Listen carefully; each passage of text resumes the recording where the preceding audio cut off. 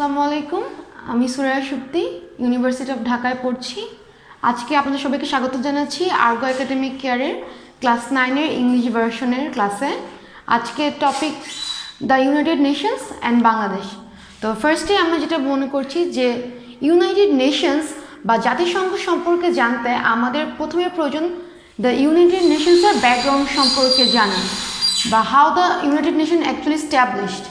তো ফার্স্ট এই জিনিসটা আমরা দেখতে পাচ্ছি যে ব্যাকগ্রাউন্ডের ক্ষেত্রে সবচেয়ে ইম্পর্টেন্ট হচ্ছে লাস্ট সেঞ্চুরি ইন 19th সেঞ্চুরিতে আমরা খুব বড় দুটো জিনিস ফেস করেছিলাম বা দুটো terrible incident we have to faced. And first was the first world war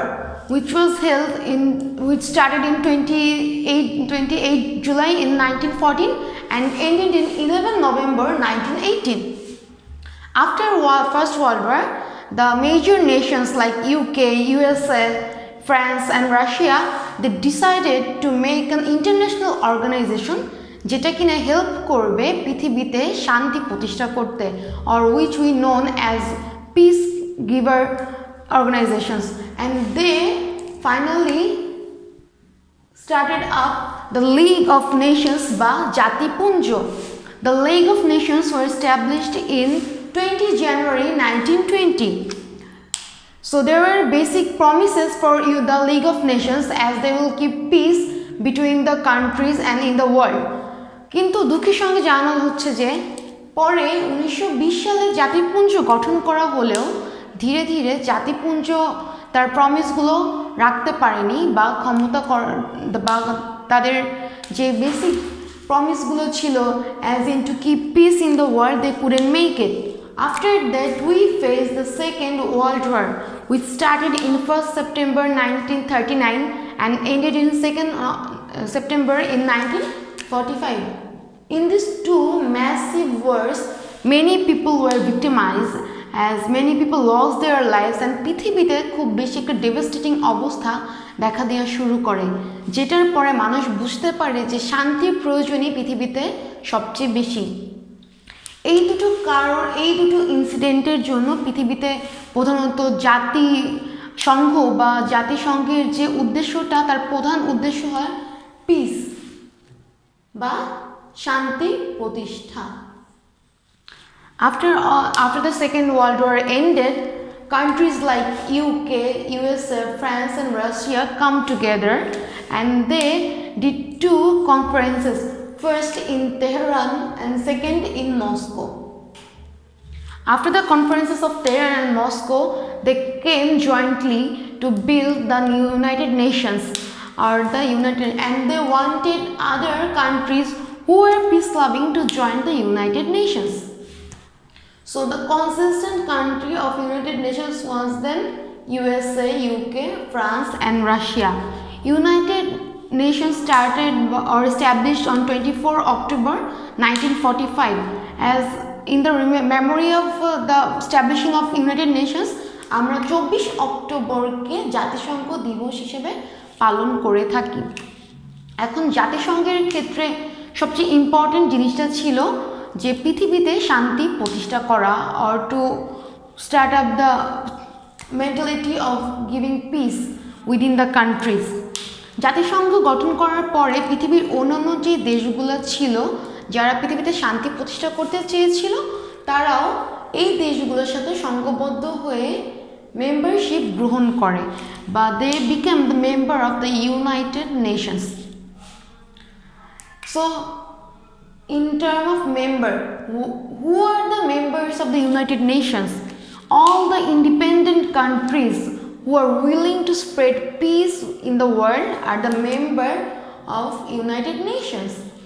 Any independent country can be a part of United Nations if they fulfill the recommendations of the United Nations. So there are 5 main organs of United Nations with a secretariat. অর্থাৎ জাতিসংঘের প্রধান 5টি অঙ্গ রয়েছে, সাথে রয়েছে একটি সচিবালয়। এখন আমরা জানবো যে 5টি মেইন অর্গানস বা পরিষদগুলো কি কি। ফার্স্ট, জেনারেল অ্যাসেম্বলি বা সাধারণ পরিষদ। যে কোনো সদস্য, যে কোনো দেশ যারা জাতিসংঘের সদস্য প্রত্যেকেই সাধারণ পরিষদের সদস্য। প্রতি বছরই সাধারণ পরিষদের একটি করে অধিবেশন বিভিন্ন দেশে অনুষ্ঠিত করা হয়। প্রতিটি দেশ এখানে তার নিজের মতামত বা ধারণা কোনো বিষয়ে তুলে ধরতে পারে। সেকেন্ড, দ্য সিকিউরিটি কাউন্সিল বা নিরাপত্তা পরিষদ। জাতিসংঘের অন্যতম প্রধান পরিষদগুলোর মধ্যে নিরাপত্তা পরিষদ সবচেয়ে বেশি গুরুত্বপূর্ণ। সিকিউরিটি কাউন্সিলের ক্ষেত্রে সবচেয়ে গুরুত্বপূর্ণ বা most important part is there are 5 constant countries or permanent member of the security council. First USA, then UK, France, Russia, China. অর্থাৎ যুক্তরাষ্ট্র, যুক্তরাজ্য, ফ্রান্স, রাশিয়া এবং চায়না। এই 5টি সদস্য দেশ সর্বদাই নিরাপত্তা পরিষদের স্থায়ী সদস্য হিসাবে তাদের অধিকার প্রকাশ করতে পারবে। এছাড়াও 10টি দেশকে টেম্পোরারি মেম্বার হিসেবে প্রতি 2 বছর অন্তর অন্তর পরিবর্তন করা যায়। বাকি যে কোনো সদস্যদের মধ্যে থেকে নির্বাচিত 10টি দেশ এই দায়িত্ব গ্রহণ করে থাকে। নিরাপত্তা পরিষদের আরেকটি প্রধান কারণ হচ্ছে এই যে স্থায়ী সদস্যগুলো আছে USA, UK, France, Russia and China, they have a power called veto. Veto পাওয়ারটা খুবই গুরুত্বপূর্ণ জাতিসংঘের ক্ষেত্রে। এখন ফার্স্ট আমরা জেনে নেই যে ভেটো পাওয়ারটা কি।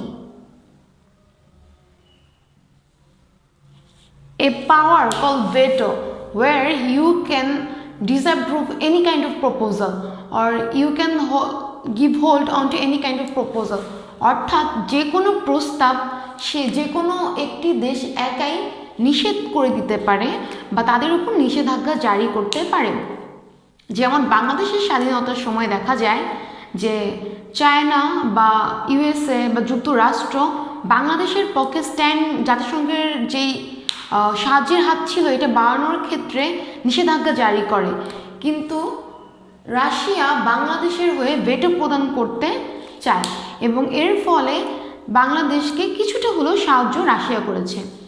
সেম ওয়েতেই আছে the social and the economic and social council, অর্থাৎ অর্থনৈতিক এবং সামাজিক পরিষদ। পৃথিবীর বিভিন্ন দেশে বিভিন্ন অর্থনৈতিক যে কাজগুলো হয়ে থাকে বা বাণিজ্য হয়ে থাকে, বিভিন্ন দেশ যারা অর্থনৈতিকভাবে একটু দুর্বল তাদেরকে এই ইকোনমিক কাউন্সিল সাহায্য করে থাকে। সোশ্যাল কাউন্সিলও সামাজিকভাবে কোনো সমস্যা হলে সেগুলো সলভ করে থাকে। So the main section of the social and economic council is to develop a country or to help to being develop a country. তারপরে আসছে দ্য ট্রাস্টশিপ কাউন্সিল বা অছি পরিষদ। এখন এই পরিষদটি after 1994 this council is officially inactive বা অছি পরিষদের কাজ সম্পূর্ণ হয়ে যাওয়ার পরে 1994 সাল থেকে এটি এখন পর্যন্ত অকার্যকর অবস্থায় রয়েছে বা এখন ওসি পরিষদের কোনো কাজগুলো হচ্ছে না। লাস্ট আছে ইন্টারন্যাশনাল কোর্ট অফ জাস্টিস বা আন্তর্জাতিক অপরাধ আদালত। এখন এখানে ব্যাপারটা হচ্ছে যখন কোনো দেশ কোনো দেশের সাথে সামাজিক, অর্থনৈতিক বা অন্য কোনো মাধ্যমে সংঘর্ষে লিপ্ত হয় বা কেউ কারোর কোনো অপরাধের বিরোধ করতে চায়, তখন যে কোনো দেশ ইন্টারন্যাশনাল কোর্ট অফ জাস্টিসে আবেদন করতে পারে বা বিচারের জন্য তার কাছে সাহায্য চাইতে পারে। ইন্টারন্যাশনাল কোর্ট অফ জাস্টিসের সদর দপ্তর নেদারল্যান্ডসের হেগ শহরে অবস্থিত। এই 5টি সংগঠন বা অর্গানস মিলে জাতিসংঘ তৈরি করে। প্রতি বছরই এদের বিভিন্ন অধিবেশন হয়ে থাকে বা এগুলো হেল্প করার সিস্টেম থেকে থাকে। 5টি দেশ মিলে জাতিসংঘের মেইন যে বডি আর মেইন জিনিস যে পিস গিভিং তা রক্ষা করে থাকে। এখন আমরা জানি যে বাংলাদেশ কিভাবে জাতিসংঘের সদস্য হতে পেরেছে বা বাংলাদেশের সাথে জাতিসংঘের সম্পর্কটা কোথায়। বাংলাদেশ প্রথমে যেহেতু ইস্ট পাকিস্তানের অংশ ছিল, তো মুক্তিযুদ্ধের সময়কালীন জাতিসংঘ ইস্ট পাকিস্তানকে কিছুটা সাহায্য করেছিল, which was known as East Pakistan relief program. So এই প্রোগ্রামটার পরে they were having various relief programs in Bangladesh after the independence in 1971. So, after Bangladesh got independent in 16 December 1971, United Nations changed the program name, and they named it the Relief Program in Dhaka. So, the program ended in 31 December 1973. As Bangladesh was an independent country then, Bangladesh wanted to be a part of or a member of United Nations. তো তখন বাংলাদেশ থেকে প্রধানত member হওয়ার জন্য যে শর্তগুলি ছিল তা পূরণ করতে শুরু করে বাংলাদেশ।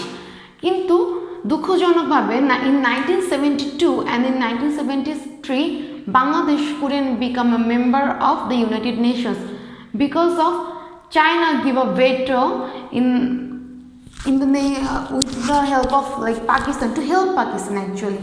পাকিস্তানের সাথে যেহেতু চায়নার সম্পর্কটা খুবই ভালো ছিল, তখন পাকিস্তানকে হেল্প করার জন্য চায়না বাংলাদেশের বিরুদ্ধে বা বিপক্ষে ভেটো প্রদান করেছিল।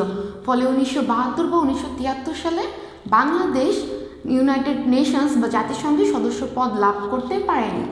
কিন্তু 1974 সালে যে বাংলাদেশ যখন আবারও আবেদন করলো জাতিসংঘের পদ পাওয়ার জন্য বা সদস্য পদ গ্রহণের জন্য, তখন 17 সেপ্টেম্বর 1974 সালে বাংলাদেশ জাতিসংঘে সদস্য পদ লাভ করে। আর এখানে প্রধান ভূমিকা রাখেন আমাদের জাতির জনক বঙ্গবন্ধু শেখ মুজিবুর রহমান। তার চেষ্টার জন্যই বাংলাদেশ আসলে জাতিসংঘের পদপ্রাপ্ত হতে পেরেছে।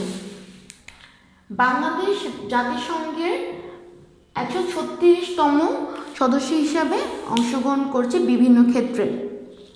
এখন আমরা দেখছি আর 1974 সালের 17 সেপ্টেম্বর যখন বাংলাদেশ জাতিসংঘের সদস্য পদ লাভ করে, এরপর 1974 সালের 25 সেপ্টেম্বর প্রথম আমাদের তৎকালীন রাষ্ট্রপতি বঙ্গবন্ধু শেখ মুজিবুর রহমান বাংলাদেশের হয়ে বাংলায় সর্বপ্রথম জাতিসংঘে তার ভাষণ প্রদান করেন। এগুলো ছিল মেন অ্যাডাপশন বাংলাদেশের ক্ষেত্রে। এখন আমরা জানতে চাই যে বাংলাদেশ আর জাতিসংঘের সম্পর্কটা কেমন। So at present Bangladesh is one of the activist member of the United Nations. Bangladesh এখন জাতিসংঘের অন্যতম প্রধান এবং গুরুত্বপূর্ণ দেশগুলোর একটি। তার প্রধান কারণ হচ্ছে জাতিসংঘের দ্বারা নিয়ন্ত্রিত শান্তিরক্ষা বাহিনী বা শান্তি মিশনগুলোতে বাংলাদেশ সর্বপ্রথম এবং সর্বাধিক সৈন্য প্রদানকারী দেশ। বাংলাদেশ সেনাবাহিনী, বিমান বাহিনী এবং নৌবাহিনী এবং পুলিশ ও আনসার বাহিনী থেকে প্রতি বছরই বিভিন্ন যুদ্ধবিধ্বস্ত দেশ যেমন লেবানন, মালি, সিরিয়া দেশগুলোতে জাতিসংঘের শান্তি মিশনে আমাদের সৈনিকেরা বা আমাদের সেনা সদস্যরা সর্বদা কাজ করে যাচ্ছে। অপরদিকে এছাড়াও বিভিন্ন মানবেতর কাজে বা মানব সেবার কাজে জাতিসংঘকে সর্বদাই বাংলাদেশ সাহায্য করে যাচ্ছে। বর্তমানে গুরুত্বপূর্ণ একটা কাজের মধ্যে অন্যতম হচ্ছে পরিবেশ রক্ষা বা পরিবেশ বনায়নের ক্ষেত্রে যে কাজগুলো করা হচ্ছে, সেই সকল কাজের ক্ষেত্রে বাংলাদেশ সর্বাধিক ভূমিকা পালন করছে। এছাড়াও বাংলাদেশের কোনো অংশ বা কখনো কোনো বিক্ষতিতে আমাদের জাতিসংঘ আমাদের পাশে এসে দাঁড়িয়েছে, কখনো কোনো সাহায্যের প্রয়োজন হলে দাঁড়িয়েছে। অর্থাৎ বাংলাদেশ এবং জাতিসংঘের সম্পর্কটা অনেকটাই বন্ধুসুলভ। এখানে বাংলাদেশ একটি ছোট বা ক্ষুদ্র রাষ্ট্র হয়েও সর্বদাই জাতিসংঘকে সাহায্য করে যাচ্ছে, সেটা তাদের সৈন্য দিয়ে হোক, তাদের সেনাবাহিনী দিয়ে হোক, নৌবাহিনী দিয়ে হোক বা অর্থায়ন দিয়ে হোক। সো আজকে আমরা এই পর্যন্তই পড়ছি। এই ক্লাসের বা এই চ্যাপ্টারের আরও টপিক সম্পর্কে জানতে তোমরা আমাদেরকে অবশ্যই কমেন্ট সেকশনে জানাবে। এছাড়াও বাংলাদেশ অ্যান্ড গ্লোবাল স্টাডিজের ইংলিশ বা বাংলা ভার্সনের অন্য চ্যাপ্টারগুলো অ্যান্ড অন্য টপিকগুলো সম্পর্কে জানতে আমাদেরকে কমেন্ট করবে আর আমাদের চ্যানেলটা সাবস্ক্রাইব করবে। Thank you.